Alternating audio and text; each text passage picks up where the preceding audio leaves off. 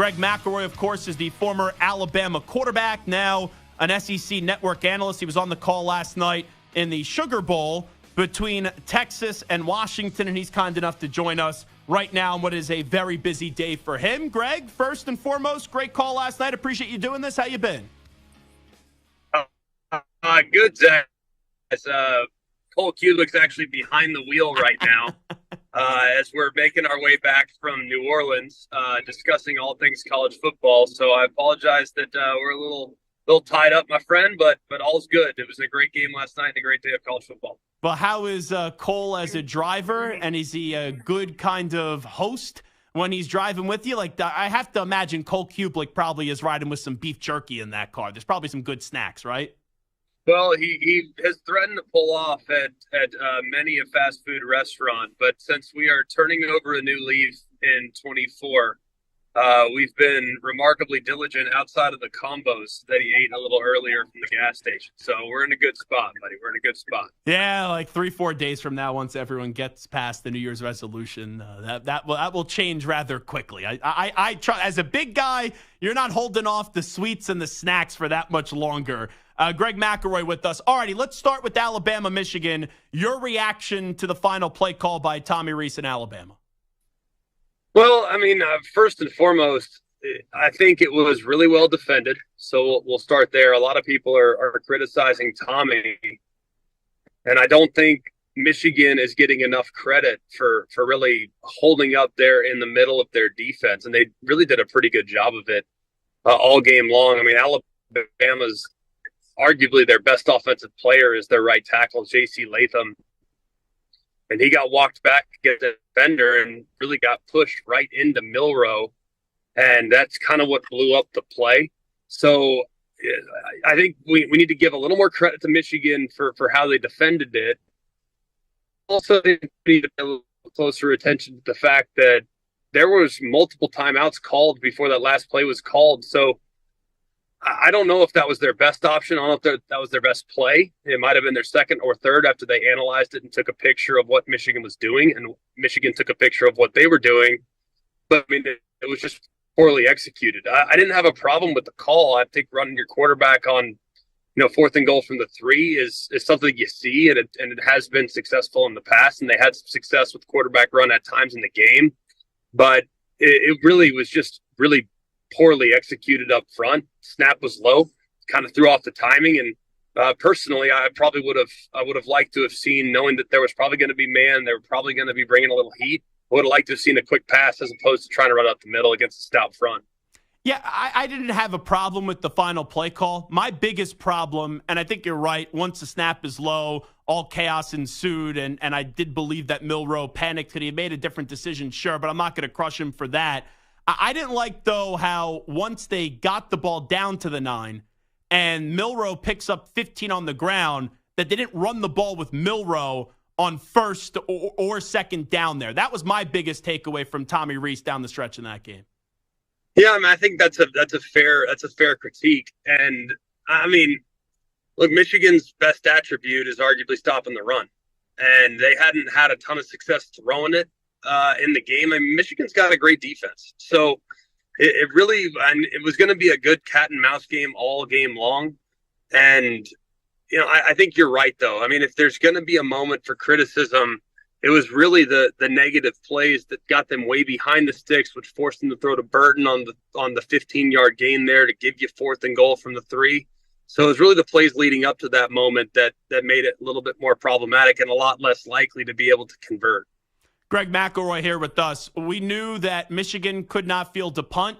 For Alabama, it was their center having problems all throughout the day. I'm sure you've had issues with your center before. Sometimes it could be a little bit on the quarterback. I thought this was more so on the center. Kind of just give me your analysis on what you saw going wrong with the center yesterday for Alabama.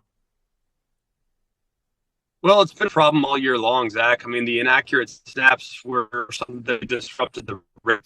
And it really kind of unfortunately had a negative impact on the team really all season long. I mean, Seth McLaughlin's a good center. He's a good kid, but the inaccuracies of the snap, it became a trend, and it became something that clearly had a huge impact on just the offensive rhythm, the timing of the mesh point, and all those other things. So it was tricky, but it's something that, look, we know if things are going to get you, they get you once and you get it addressed. But they continue to happen. That's when it becomes real troubling as a coach. But he was their best option, so it's like you can just put in a cold center. Let's see how he does. That wasn't really an option. So it's something they got to get addressed. Maybe they look to the portal or they figure out something with a young guy. But that can't happen next year. And it was something that we just saw way too often all throughout the season. Talking to Greg McElroy right now. Alrighty, let's go over to Washington and Texas. I know this is probably how we shouldn't start this game because Washington was the better team, but some of the decision-making at the end, it almost cost them from getting to the national championship game. I know you were on the call for it, having it marinate, though, a little bit shortly after the next day. What did you make of the 3rd and goal pass call? And then also the whole injury sequence timeout where a lot of people thought they should have just knelt down the football and then you would have prevented the injury timeout as well, losing your running back. Well, we'll start with the 3rd down. That was where I ultimately had the biggest disagreement. And I said it on the broadcast, too. I said, look, I thought Ryan Grubb had a really nice game, the offensive coordinator for Washington. I thought he had a great plan.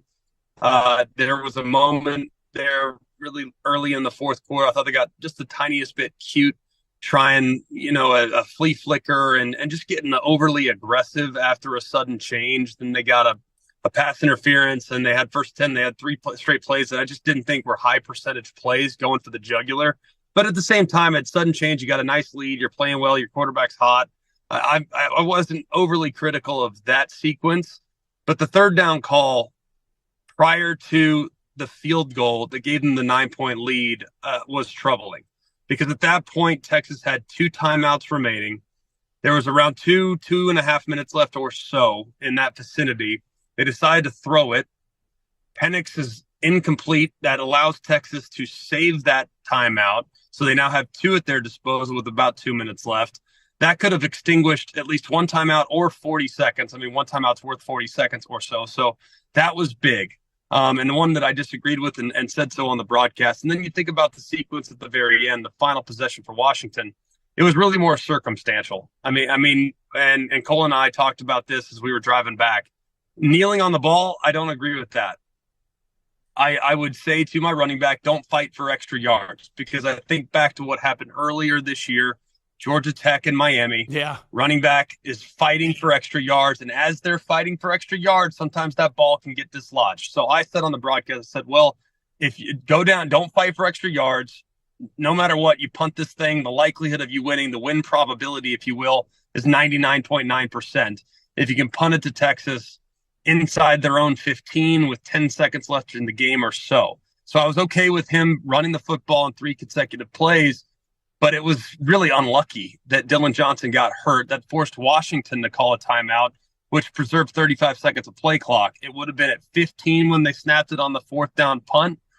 Instead, it was at 52.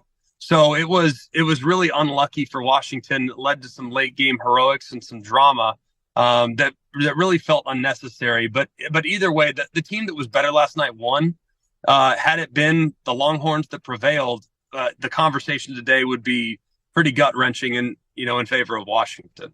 Yeah, no doubt about it. I didn't think anything was going to be able to top Michigan and Alabama in terms of the coverage the next day. But if you had Washington choking that game, I think that would have been the lead story across almost every show around the country. Wrap it up with Greg McElroy.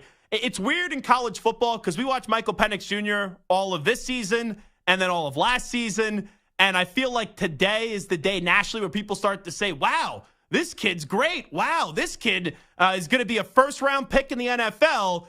How far are you willing to go, though, with the Michael Penix Jr. praise? Like, could he jump a Caleb Williams? Could he jump a Drake May in this upcoming draft?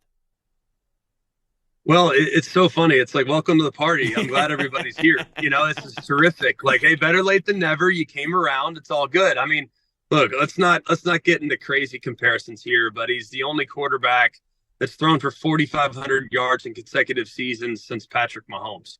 I mean, look, is he Patrick Mahomes? Let's not get carried away. But you want pure pocket passer that is executing NFL level throws into windows that are NFL like with timing that is comparable to that of an NFL player. I think his injury history will probably not allow him to get into the vicinity of a Drake May or a Caleb Williams. But if you want to go just sheerly on arm talent alone, he's the most talented passer in the country.